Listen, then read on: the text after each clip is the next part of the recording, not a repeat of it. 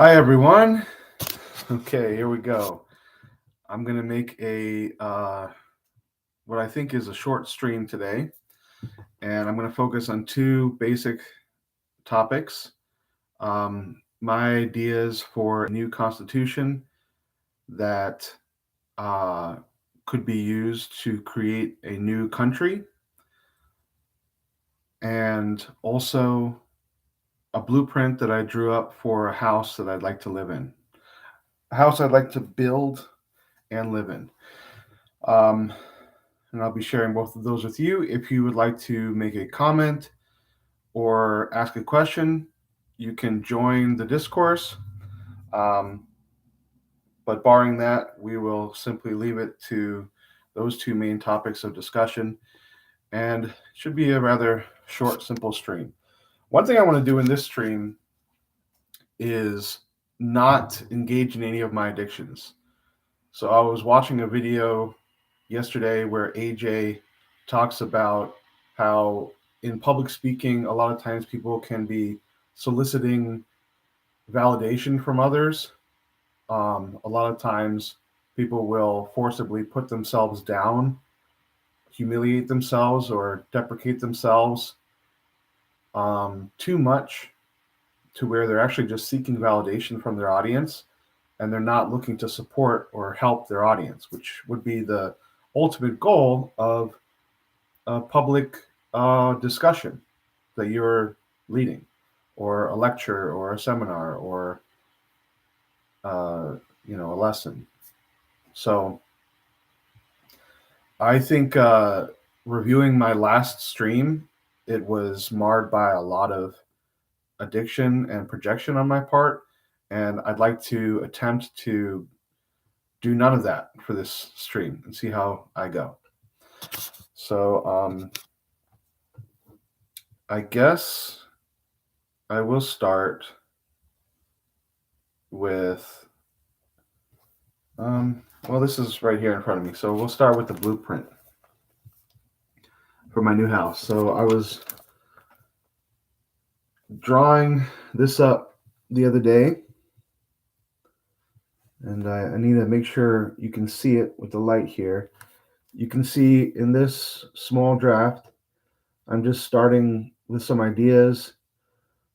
Um, Counter, sink, stove, shower, toilet. This is all going to be floor space. The idea is to have a 10-foot by 10-foot square house, and I would use mud brick and have a hard packed foundation of just basic ground. Um, I think it's good to use rocks as well. So I'd have to do some more research on how to build a foundation. But if you want a house to last a long time, you need to have a good foundation and a good roof. Um, I want to make a very simple dwelling, and I'm going to have a very basic foundation. It means the house may not last a long, long time, and it means that over time I'll probably have to put more work into the foundation. But for now, that's the plan. My bed would be here. There would be some space for a chair and a table that I can move around in the little house. So this is a rough draft here. This is how I would create the bed. So you have like three legs that are just solid brick, and that would uh, be a platform together for a steel frame that I could place a mattress on top of, and I'd have storage space underneath. Here's an updated blueprint, and in this blueprint, I put the stove in the corner as opposed to the middle. Um, I'm not sure what I would end up with. There's the possibility to make a stove out of mud. I've seen it done. I don't think they're as long lasting. I think the mud could crumble and fall on the fire, and I'm sure it could be repaired, but over time it's less um, you know, it's less maintenance to have a steel stove. But I think I would start out by we'll see where we go. If I could have a stove made out of some kind of metal, that would be great. But barring that, I would probably research how to make it out of mud. I'd have some counter space here, little bit more counter space in a sink. And right next to my sink, I would have a shower, and right next to that, I would have a toilet, which basically would be a bucket, um, kind of like a chamber pot. That's what people used to use, and I would have a bucket, and then I'd have a second bucket. One bucket would be for the waste, and the second bucket would be full of um, bad dirt, if I can use that term, dirt that can't be used. Um, so the whole idea when you're restoring land is to change the structure of the dirt, change the components of the dirt, change dirt into soil, basically soil that can be used to grow plants. And when you grow plants in kind of a more barren, more arid piece of land, um, you need to have a good soil structure. And when you do grow plants, you are able to um, build that soil structure so that uh, water stays on, like, stays in the soil. I don't have a diagram or anything else to show you that right now, but a great documentary to explain how this phenomenon occurs is, I believe it's called The Biggest Little Farm. And I've seen that on Hulu. I think it's also on, it might be on Disney Plus as well. Anyway, what happens when you have dry dirt, instead of going into the dirt when it rains, water runs off the dirt towards the lowest point. But if you have dirt that's full of um, roots, structures, and it's more porous and it's less clumped and packed, then there's more water retention. The water retains in that soil. And so the goal would be to kind of heal the soil. And what you would do is you'd use old soil, and after you defecate, you can throw some dry soil, not very good soil, on top of the waste, and keep doing that until you fill the bucket, and then you could put it into a worm farm. Some people use a bathtub. I'm sure you can use something else, but you could take an old bathtub and put your waste into that bathtub, and then put some worms in that dirt and waste. And what they do is basically create very rich soil. And then you can throw that back on your land and grow things in it. So that's how you use your own waste. I think it's brilliant. I mean, most people will, you know, have a toilet, they poop or pee in the toilet, and they flush it.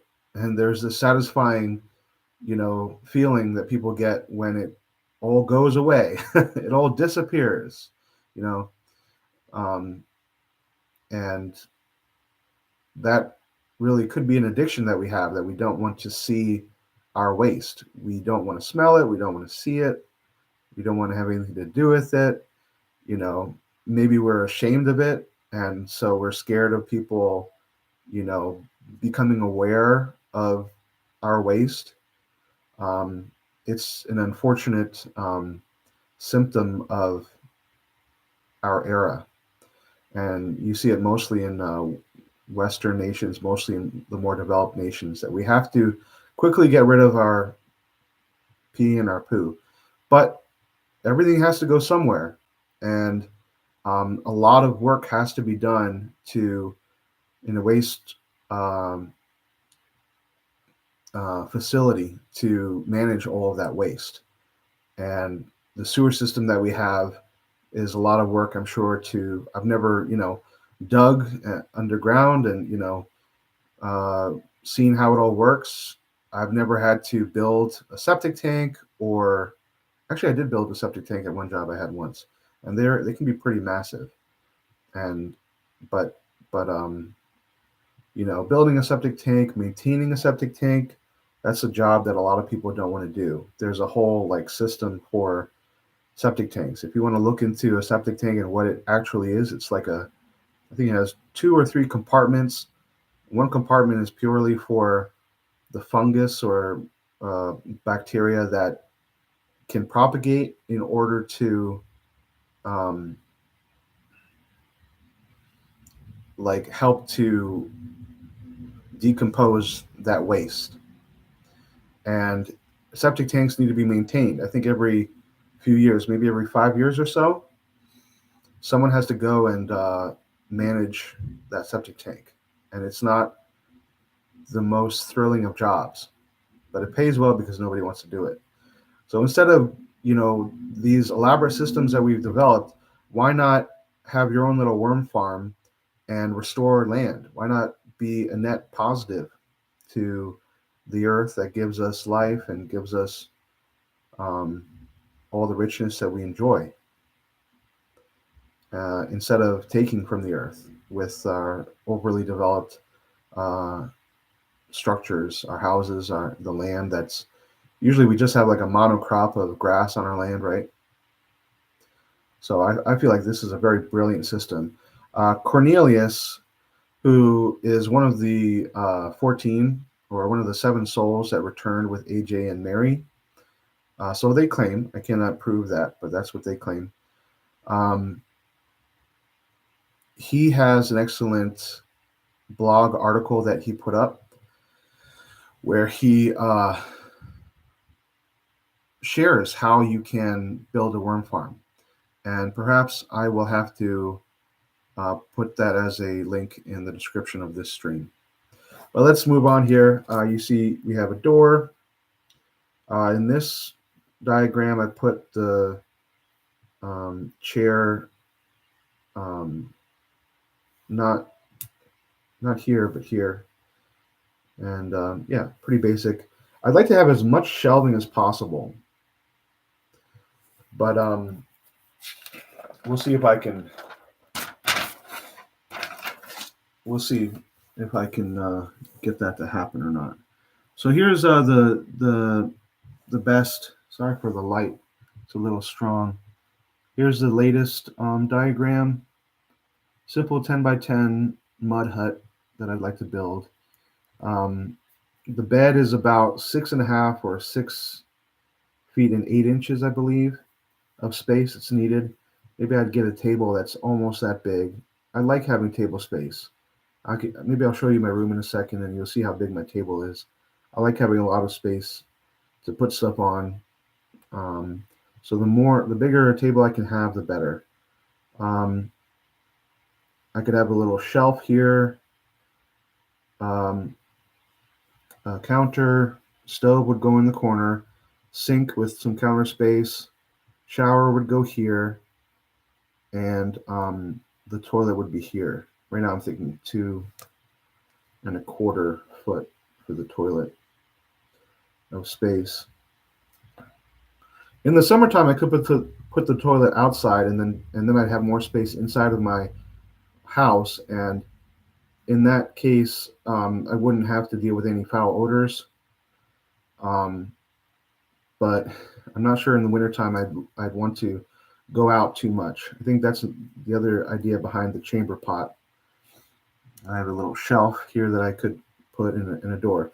So this is a really simple design that I could implement. And what I would do is I would just form mud bricks with clay, sand, water, and straw.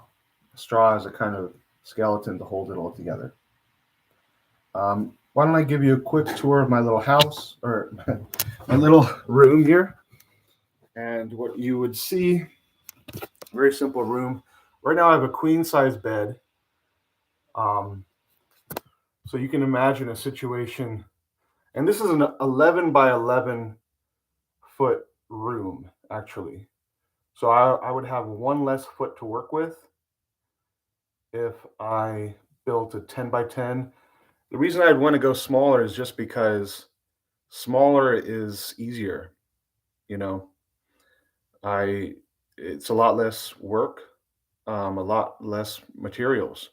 I think if you just go from, you know, 10 by 10 to 11 by 11, that's how much more? So 100, that's 21 more square footage. Um, that's 21 more feet of space, square feet of space to have materials for. So you can imagine, you know, if you remember the blueprints, you'd have the bed over there, desk over here, and then on this side, instead of having a closet, uh, there would be, let's see what went over there. There'd be a shelf right here, and then over here I would have the stove in the corner, and then next to that I'd have a sink, and then next to that I'd have a shower, and then finally a space for a toilet. And then over here, going by my diagram, I would have a shelf, and then a door. And then instead of this big table here, which I love, as I said, a big table, I would have maybe half of this, and I just have this section of the table right there. So that's just to give you a bit of an idea, a bit of my dreaming, my planning. And the funny thing about dreams is you dream, you dream, you dream, you desire, you desire, you desire, and you build um, the castle in your heart and your mind. And then, sure enough, things start happening in your world. I've seen it happen in my life. This seems like a big dream, but already things are happening in my life. I've made contact with somebody who has a piece of land that is interested in helping me to, you know, achieve my goal of having a self-sustaining little place to live in. So it's not too far off, I don't believe. And if that doesn't work out, I think I'd have an opportunity somewhere else. That's how I feel right now. So it's funny how dreams work. Like you start building the dream, and then things start to move and happen, and you're like, is this really going to happen? And if you keep the faith and you build on your desire, and then more things happen, and then one day things come together to such a degree that you're actually seeing everything unfold. And that phase is interesting because it doesn't necessarily require that much faith at that point, because everything is happening. You're like, oh, this is already, to use an Australian expression that I've heard from AJ many times, that's already done and dusted. It's already taken care of. You see it before your eyes coming together, and then you're like, oh, this is taken care of. And then what happens is, you know, to make a joke out of it, we have this unfortunate condition as human beings to dream even more.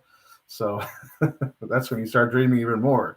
And then you have this other seemingly insurmountable, you know, dream that you're now building, and only when it actually lands at your front door and starts to really happen does it not seem that insurmountable. But I think it's a beautiful thing that we have as human beings, and the sky is not the limit. It's something like the heavens are the limit. Like There are things we can build that I can't even imagine right now, and it's great to think about. So, kudos to our heavenly parent for creating this magnificent universe in which we can keep growing and building and experiencing new wondrous things. So that's about all I have to say about that, and I find that very exciting, as you can probably tell. Let's move on to another idea that I have. I believe Nikki, who once created a forum for people that were acquainted with the Divine Truth teachings, for people to communicate there. It's kind of like a little social media website.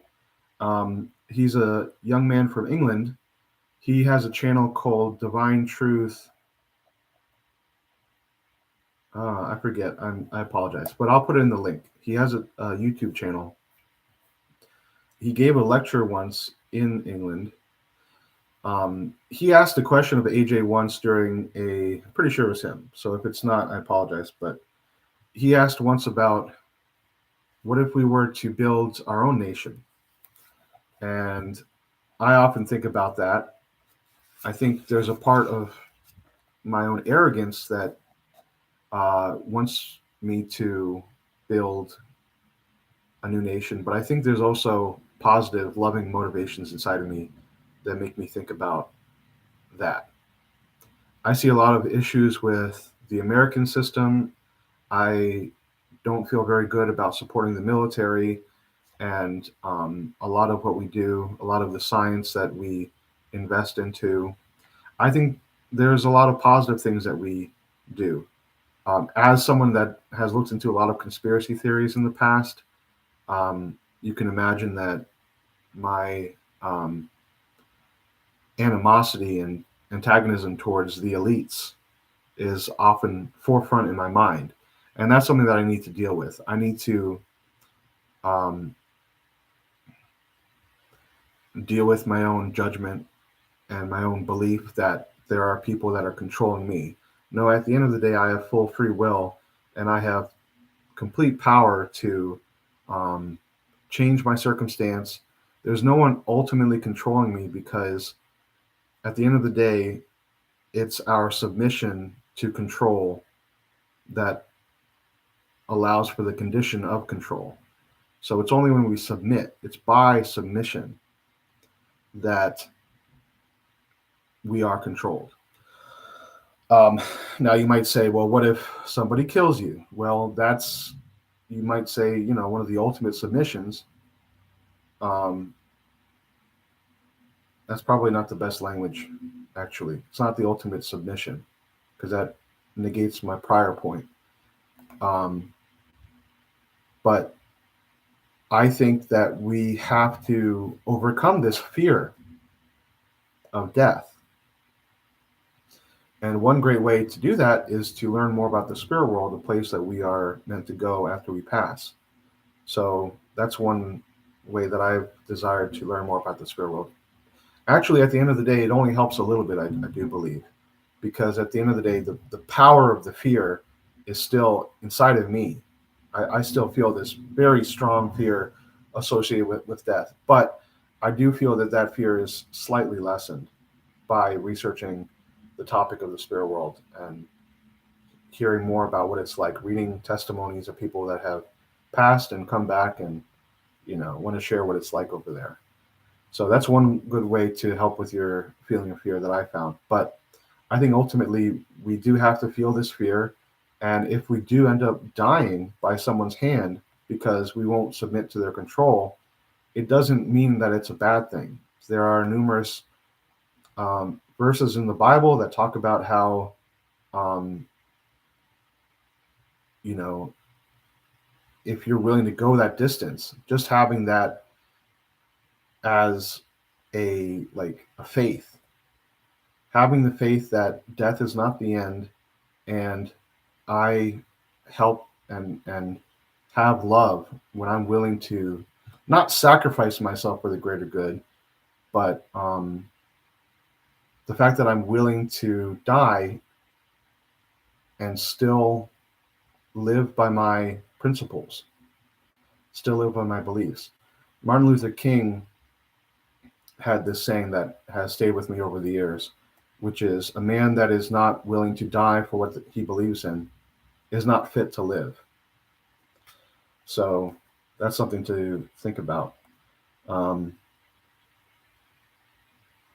I forget where I was going with all that, but Nikki did ask this question of AJ, and AJ found it to be an interesting question, and I think he basically encouraged people to build their own government systems and, yeah, parcel out their own territories where you can live in harmony with nature, where you can go after your own goals and ideals. And I think there are more, I think you can build a government that's more loving than other governments. And then it's not wrong to go and live there. It would only be wrong to go and live there if you were to isolate yourself. So, what do I mean by that? Um, a lot of people would think that if they had an opportunity, if a new nation was being formed somewhere and there was this new constitution that was being created, and if you learned about that, the formation of that country, and then you learned about the constitution and what were the ideals of, you know, that constitution and those people, then you might feel encouraged to go and be a member or a citizen of that country if you could. But because I have this problem with thinking like a kind of a masochism, a self punishment issue where I think I don't deserve good things, I might think that I shouldn't uh, apply to be a member of that country because um, I should suffer in the difficult circumstances of my own country. And what I'm, and I think a lot of people share that belief that you don't deserve good things. You know, it's good to suffer. You might believe that sacrifice is love, and so you wouldn't even consider applying to become a member of that country. But I think the truth of that matter is that it's only if you go there and you isolate yourself. If this is an isolated city on a hill type situation where the people don't go and help their brothers and sisters in the rest of the world, if they don't, you know, have charity or therapy provided to people that want help in the rest of the world, or, you know, there's so many things that one nation can do to help another nation. If if the mindset is just to work on myself only and not love and care and help other people in the world, then that would be an unloving motivation. But I think, you know, you just saw my room. I feel like I live in a very rich circumstance right now. I have a very amazing room. I live in a Western developed country, and everything is pretty nice here where I am at this moment. However, I do feel that some of the people that I live with have a lot of judgment towards myself, and that is a very uncomfortable feeling that I often feel prevents me from going into my emotions, and, you know, it would be good for me to find a situation where I can uh, have loving people surrounding me to help me work on my many problems that I have. You know, there's so many things about myself that I want to change, and having loving people surrounding me, I think, would help me very much to do that. So, making the choice to live in, to create a better space for yourself, I think, is a very loving thing. Even if you have, you know, a mansion, if you're living with people in the mansion who don't have your best interest in mind, who don't care to see you develop as a human being, who don't want you to grow love in your heart and grow closer to God, then that mansion, you probably have a pretty hollow, sad feeling in your inside of yourself living in that mansion. So I think, you know, dreaming of building a new country is a good exercise And I'm about to read to you one constitution that I have here, and it's important to note that this is just one constitution. You can make your own, and and if nobody reads the constitution that you've created and nobody accepts it, and you don't go out yourself and seek to build a nation like that, or a country or a government, it doesn't mean that you've done nothing to help people, because ideas have power. And I have the opportunity right now to read this constitution that I've, it's more of a preamble to a constitution that I've written down, and it's just a draft. And I have the opportunity now to read it to you. And now you, in hearing this, have the opportunity to engage with some of the ideas I'm presenting and think about it. And all of this will help in the furtherance of love in the world, is what I believe. So I often think that if you have an idea, you should share it. Make sure that you're sharing with someone that wants to hear it. Don't force it on anybody, but don't hide, your treasure. And ideas can be a great treasure and a great offering to the people of the world, our brothers and sisters. So here we go. I want to make a final note before reading about terms. I wrote a blog post where I suggested that a good pronoun for God, instead of saying he or she, would be Li, and that's spelled L-E. And a good pronoun for like a possessive pronoun would be ler, L-E-R, instead of her or his. And I think I might have to have like a preamble to the preamble where I define terms that I use in this constitution. Another term that I've kind of settled on is a half, or a soul half, or a human soul half. In the I don't know if it's the Declaration of Independence or the Constitution, or maybe both, but the term person and people is used. And I'm not a fan of current gender ideology. However, I don't like that son is in the word person. And I don't like how people, as a plural form of person, is so extremely different to the word person. It should be persons or something like that. But I think there's a lot of language that would be better off if we were to change it. So I've kind of settled on, instead of person, half, or soul half, or human soul half. And instead of saying he or she, her, him, or her and his, hers and his, I'm using Li and ler and lers. And yeah, so you get the picture. So this is actually really short. It won't take me too long to read. And I think it's very beautiful. I wouldn't be surprised if some spirits were helping me to write it yesterday. Something I've been thinking about for a long time. And this is only one draft, and it's definitely subject to change. So here we go. A new constitution. The infinite, eternal being known as God created the universe, the home of all life. Our God is loving in all ways. It is with love and tenderness that God created the greatest of all life, the human soul. The soul was given the gift of free will, which allows the soul to act in harmony with God's loving laws or out of harmony with them. When the soul splits, one half connects to a spirit body and physical body. Later, the second half enters another spirit body and physical body. When we seek and receive God's love, we increase in joy. When we obey God's law, we find joy. When we disobey God's law, we feel pain. It is in the best interest of every human soul half to seek a relationship with God and gain the wellspring that comes from knowing God's truth on every matter.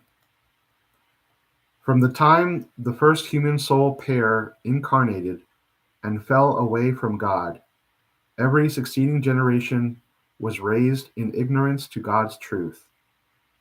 Jesus was the first human soul half to be born again, becoming at one with God in the process.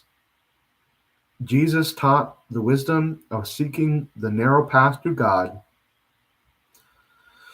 wherein you seek God's truth and love, forgive those who sin against you, and repent for your own sin. While on the earth plane, soul halves desire to live under a government that imitates God's perfect laws. Just as every half who desires divine truth and love seeks to better themselves, some may wish to parse out a territory of land where they may live in peace, striving to work in ever closer harmony with God's laws and deepening the relationship with our Heavenly Parent. Such a territory may be an example to the soul halves in other parts of the world. A government will also reflect the will and desire of its people. Much like the economy and in nature itself, the government is a thing that moves and changes, responding to each whisper of every heart in that country. The government will change and must change as each soul half learns the ever greater truths our beloved parent wishes to grant to our understanding. Therefore, this Constitution is only one draft in an ever-changing manuscript, written and agreed to by every soul half until a better draft is written.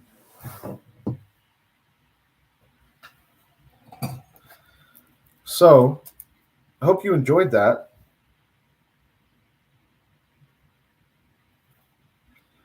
I had some thoughts as I was reading it. The first is that there's a lot of divine truth talking points. I made a video once where I declared that I am subscribing. I subscribe to the divine truth teachings, and I still feel that way, even though there's a lot that I don't agree with. I believe that it's possible to write a document like this where I write down the principles that I have heard from AJ and Mary while I don't fully believe in them. I've heard them. Some of the truth has really moved me, and yet at the end of the day, I don't fully trust, understand, or believe or know what I've heard. However, I think that just as the founders of the American Constitution put a lot of their ideals into their founding document, such as saying that we claim these truths are self-evident. So basically, they say that, you know, this is true as far as we understand, that we were granted rights of life, liberty, and the pursuit of happiness. That those ideas they took from many European thinkers at the time. Thomas Paine was a thinker in the United States at the time that distributed a lot of pamphlets, and I'm sure a lot of his ideas worked its way into the Constitution. And not only do I now not believe that we have rights, but at the time, I'm sure that the people that wrote that we have rights granted to us by God didn't even fully believe it at that time. That doesn't mean that what they wrote and what they ultimately strove to do was wrong. So I do believe that I can write these words without fully believing them. It's more of something that I wish to aspire to.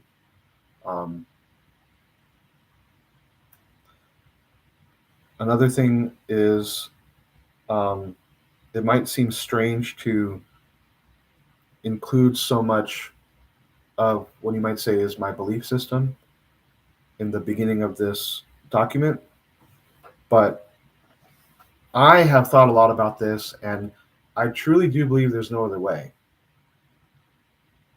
I could just write a document saying this is a law, this is a law, this is a law, this is a law, and that's kind of what I want to do as we go into this. And I'd love for other people to make suggestions. You can always email me at theodorkirkley@gmail.com with your ideas. But I think it's really important to highlight these ideas uh, and have them in here. Um, for instance, the idea of free will. Um, at one point, I say that, you know, what's written in here is what is agreed to, and that's really important because I'm showing there that we have the ability to agree to the government of a country. And in fact, even if you don't think you're agreeing with what the government does in your country, unless you are living your life against and promoting, a different kind of lifestyle than what is prescribed to you, by the government, then you are basically acquiescing to uh, the conventions of the government right now. So what I'm saying is, if there's a law that comes out on abortion that you don't like, if you don't actively live against that and promote the opposite to that, or maybe even use your feet to move to another country where such a law is not, there, or uh, do your part to create a better country. A lot of people don't think that you can create a new country, but all that you need to do really is find a parcel of land and, you know, get ownership of that parcel of land. And there you go. You have a country. Now, you might say that nobody would allow you to have that parcel of land, and that's not true. Everything that has been made by a human being can be unmade. The only things that are permanent are the things that God has created, and like the laws that God has created.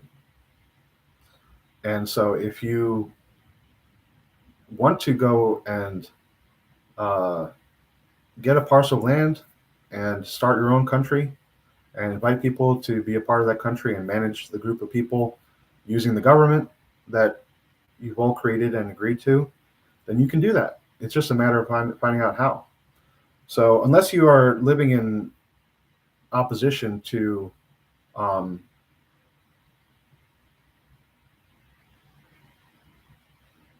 a law in a country or whatever, you are accepting of that law. You are acquiescing to it, and I think yeah,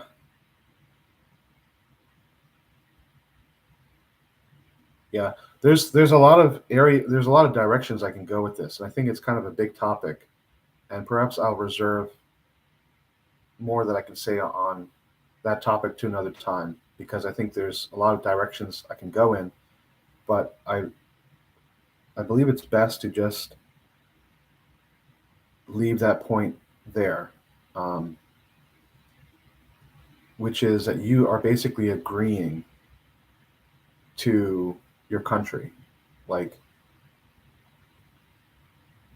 I think that's something that people don't really understand because, like I said earlier, if you blame the elites, if you blame the leadership of companies, of um, you know, like heads of state and governors, legislators, the president, the sheriff department, or the sheriff, or whoever is, you see, the mayor, whoever is in a position to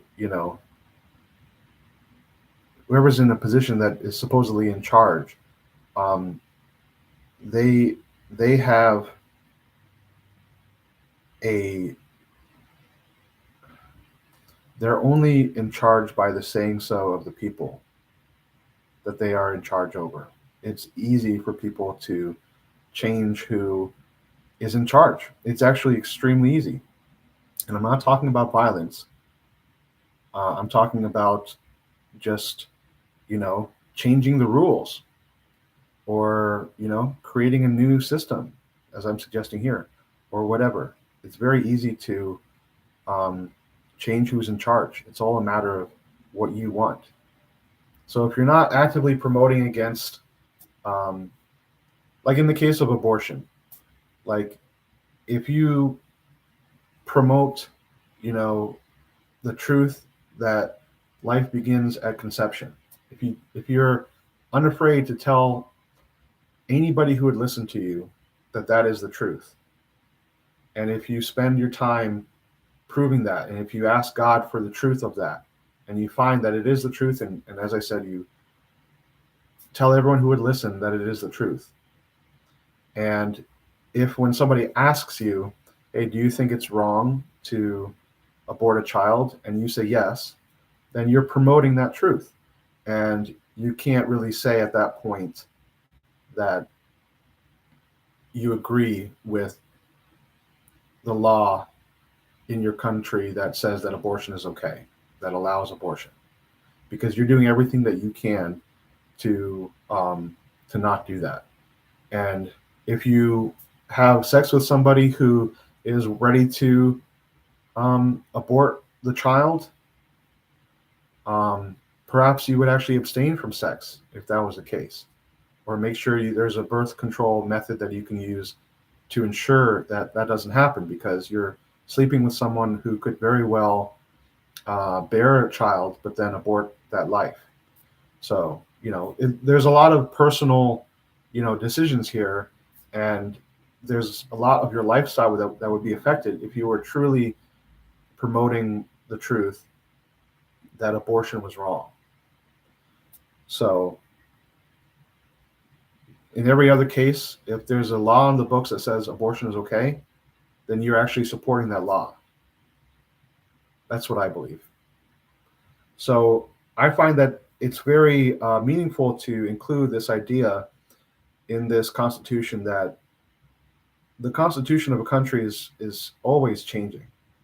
And even our Constitution in the United States of America, we still supposedly use that Constitution. But what you would find is that, like, for instance, there's a lot of things, like nothing that is in the Constitution should be infringed. So there's no law. The Constitution of the United States of America is the ultimate law in the United States of America, supposedly. Okay. And none of that should be infringed upon. No laws therein should be infringed upon. But you do see that happening. For instance, I believe there's a law that says that you must be allowed to travel freely. If a cop pulls you over and stops you and prevents you from traveling freely, then that's going against that constitutional law. And yet we never repealed that law, and so we are actually going against that Constitution. So we have, by virtue of what's the accepted norm or accepted convention, we have people going explicitly against the law that's in the Constitution and creating their own laws. And so now that makes that original law basically null and void, unless you challenge it, which you are allowed to do. I've known people that challenge, getting stopped by a police officer, and some have had success. So that's an example of interpreting a law or saying that this law doesn't actually apply. And that's what we're doing. So you have this document, the Constitution of the United States of America, that supposedly our law system, you know, it's supposedly a concrete law, but you have people interpreting that law and making certain aspects of that law completely null and void, and thereby we are changing the document in effect. If that makes any sense. So so I'm suggesting here that this is a constitution that is malleable, that's changeable, and it should be malleable and changeable as the condition of love of the people in the country that I would love to help create lowers, then the Constitution, like the brightness of that Constitution that was originally envisioned, whatever goodness was in that document originally, is now like it's people are more blinded to the goodness inherent in that document. And as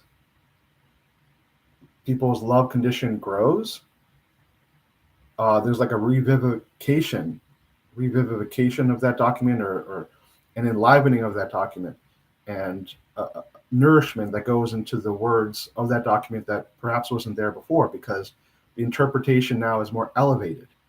And I would love to see a document such as this being revised. Like what we do with the Constitution right now is we don't change any of the original words in the Constitution. We do amendments, and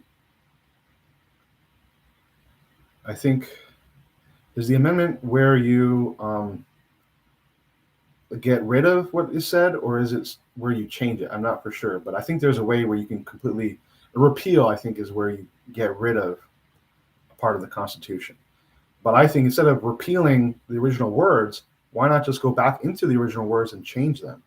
I think that's something that people in their own country should definitely be allowed to do, especially as they grow in love. As the language changes, which language is always changing, and as people grow in love, people should definitely change what's in the original document. Even if we start with one name, like the United States of blah, blah, blah, they should change it to another name if they want to. I think the possibilities are endless. They're tremendous. They're exciting. What we can do.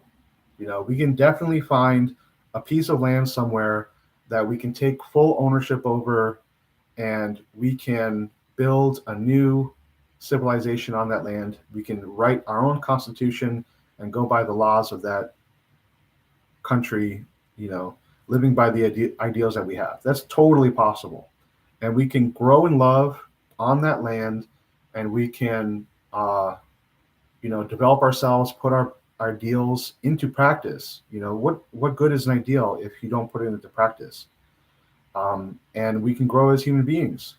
That's tremendous. I'd love to find out if Jesus actually was born again in the way that he says he was. AJ claims to be Jesus, and I wasn't there when he became at one with God. I've heard endless stories. Everybody has their own interpretation of Jesus.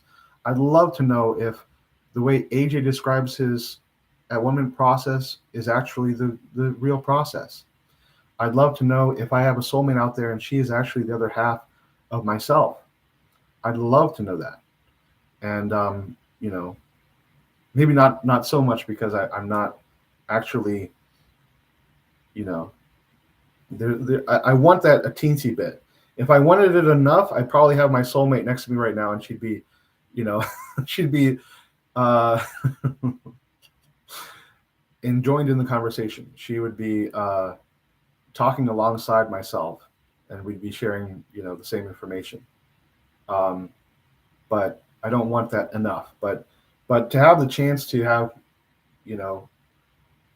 my own country where I can surround myself with loving people, and I can grow in love, that would be an awesome thing. Why don't I finish with this point? It's a great idea to start where you are, and I believe that AJ and Mary are starting where they are. They follow all the laws of Australia. I think they're probably one of the most, law like obsessed people there are.